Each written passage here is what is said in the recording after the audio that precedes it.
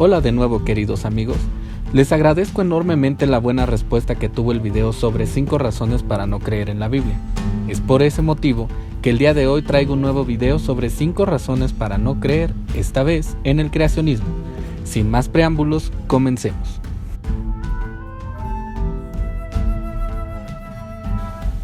Una pseudociencia puede identificarse fácilmente cuando una persona forma una hipótesis y busca las evidencias que apoyen su afirmación, ignorando las demás que parezcan oponerse.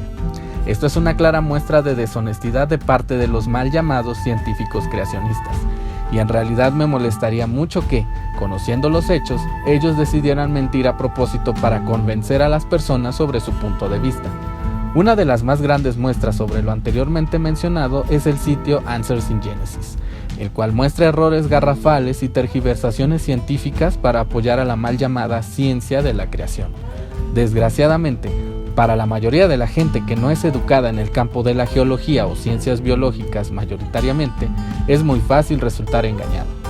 Uno de los argumentos más respaldados por los creacionistas al momento de aseverar sus postulados es la complejidad irreducible, la cual dice que hay sistemas biológicos que son demasiado complejos para haber evolucionado.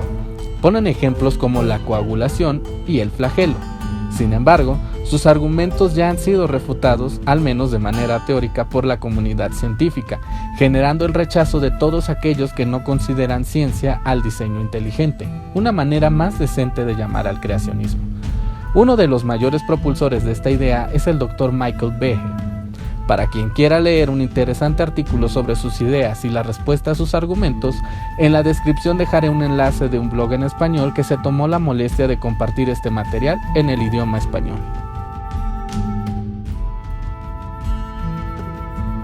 Seamos honestos. Una creencia que está fundamentada en un relato de miles de años de antigüedad difícilmente nos dará un solo motivo de progreso para nuestra sociedad. Basta con analizar los años oscuros de nuestra historia, en donde las ideas eran impuestas con rigor como verdad absoluta, y todo aquel que se oponía a ese dogma era castigado con la muerte. El creacionismo es totalmente dogmático, y no acepta cambios en sus postulados. Para colocar el clavo final de este punto, ni siquiera es el único relato de la creación en el mundo, pues tenemos al ejemplo del Enuma Elish, uno de los más populares, además de muchas otras leyendas de culturas alrededor del globo. Uno de los recursos más absurdos de los creacionistas al momento de quedarse sin argumentos durante un debate o una conversación con alguien que se opone a su idea es ocupar los diferentes problemas en los modelos evolutivos como prueba a favor de su posición. Si la evolución en algún momento hubiese llegado a demostrarse como falsa, no significa que automáticamente los creacionistas tendrían la razón. Con tantas posibilidades en el universo, ¿cómo es posible que piensen que tienen la verdad absoluta ante algo que ni siquiera comprenden? Aclarando un poco el asunto, el fenómeno de la evolución es algo ya comprobado. Lo único que se pone a discusión en determinados momentos es la manera en cómo se lleva a cabo la evolución o qué es lo que la provoca. Esta es la diferencia entre evolución y teorías evolutivas, para aquellos que pensaban que era lo mismo.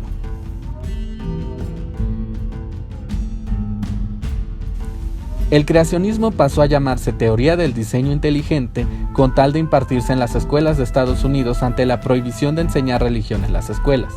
A pesar de las múltiples luchas de grupos cristianos por hacerla pasar por ciencia, jamás se logró nada y todo quedó en un ridículo enorme, tal como el caso de Dover, en Pensilvania, donde una corte federal prohibió definitivamente la enseñanza del diseño inteligente como una alternativa a la teoría de la evolución, al declararla inconstitucional ya que, a pesar de no involucrar directamente al Dios judeo-cristiano, los paralelismos con las enseñanzas cristianas son más que notorios.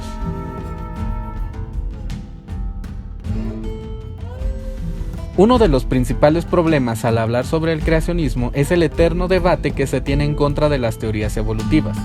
Desgraciadamente, publicaciones creacionistas hacen eco de supuestos hallazgos que se han realizado apoyando al creacionismo, pero descartan todas las evidencias que lo contradicen rotundamente. Vale la pena echar un vistazo a las estadísticas que nos proporciona el Dr. Miguel Núñez, reconocido predicador evangélico, acerca de las creencias de la población científica. En ese Dios creador. Y yo entiendo, Miguel, que los hombres de ciencia piensan diferente a lo que lucen estas estadísticas. Así, en ese mismo año, 1997, la Gallup hizo estadísticas que también nos revelan cómo piensa cómo piensa la comunidad científica. Y la realidad es que aproximadamente un 5% de la comunidad científica piensa que la Tierra o el universo fue creado tal cual el Génesis lo dice. Solo un 5%. Un 5%. Pero hay un 40% que sigue creyendo que hay un Dios creador, pero que Dios entonces dejó que ese universo evolucionara conforme a las leyes de la física. Y dentro de él el hombre también evoluciona. Exacto. Y un 55% entonces que piensa que Dios no existe, se denominan ateos o agnósticos.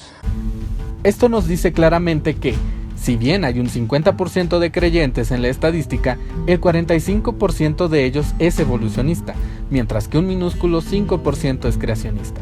Es algo impactante observar la cantidad de cristianos que piensa que no puede creer en Dios y a su vez en la evolución.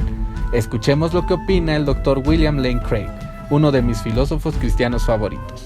The question of the origin of life and biological complexity, for me, is not a biblical question, it's a scientific question. And the question there is, what does the evidence indicate? I think as a Christian, I'm free to follow the evidence where it leads. Now, as I look at the evidence as a layman, my understanding is that there is no adequate theory, not even a shadow of a theory, that would explain the origin of life on this planet, and that the evidence is quite consistent with thinking that the origin of life required some sort of miraculous intervention by God. I don't know that, but it's consistent with the evidence. In terms of the evolution of biological complexity, it seems to me that here we need to distinguish several components of the evolutionary paradigm. One would be what's called the thesis of common ancestry, that all living organisms are descended from a single primordial ancestor. The other aspect would be the explanatory mechanisms for the evolutionary process.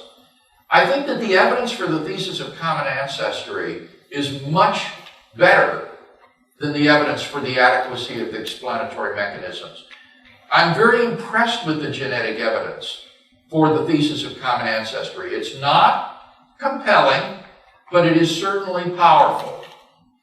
On the other hand, I am very skeptical about the adequacy of the proposed mechanisms. It seems to me that the idea that biological complexity can be explained on the basis of natural selection operating on random mutations involves an extrapolation from such limited cases to the grand evolutionary scenario that we can have no confidence in that extrapolation. We know that in science, these kinds of extrapolations often fail. And I just don't know of any evidence that would suggest in this case that these explanatory mechanisms, which are adequate to explain, for example, the breeding of horses or of dogs or roses, can be extrapolated to explain how a bat and a sponge could evolve from a common ancestor. So I am rather skeptical of that component of the paradigm and suspect that either the theory is going to be radically revised over the next century, or else that there needed to be, again, some kind of miraculous supernatural input into the process to bring about things that would never, in all probability, have occurred had God just left things according to their own natural powers. So that's where my thinking is at this point. En pocas palabras, el Dr. Craig opina que no está convencido con la evidencia de los actuales modelos que intentan explicar a la evolución, pero que la evidencia sobre el fenómeno de la evolución y el ancestro común lo tienen impresionado. Él claramente sabe diferenciar entre evolución y teorías evolutivas, como comenté en el punto anterior. Cito a este señor puesto que es uno de los expertos cristianos más reconocidos en el mundo y yo mismo lo escuchaba en mis tiempos de creyente en debates con ateos como Sam Harris y Christopher Hitchens. Para aquellos que me criticaban por no ser imparcial, espero que ellos también puedan evitar ser parciales. Ojalá hubiera más creyentes como el Dr. Craig. Es mi deber aclarar a los cristianos o creyentes que se encuentran por aquí que este video no pretende desmentir la existencia de Dios, pues eso es un tema aparte. Tampoco se debe confundir a la teoría de la evolución con algo que explique el origen de la vida, pues ese es otro asunto que gustosamente abordaré si es que es de interés.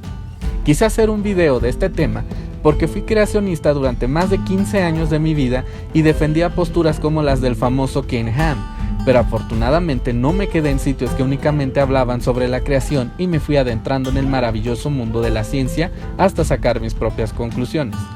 Para aquellos que quieran saber más sobre evolución, les recomiendo empezar por el libro El relojero ciego de Richard Dawkins, pues emplea conceptos sencillos para aquellos que no son expertos en ciencias biológicas.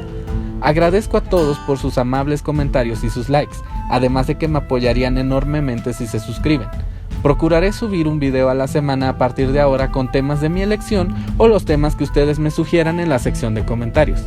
En la descripción del video dejaré mi correo electrónico para cualquier sugerencia o duda que tengan sobre mi trabajo o cualquier otra cosa en particular. Nos vemos en el próximo video.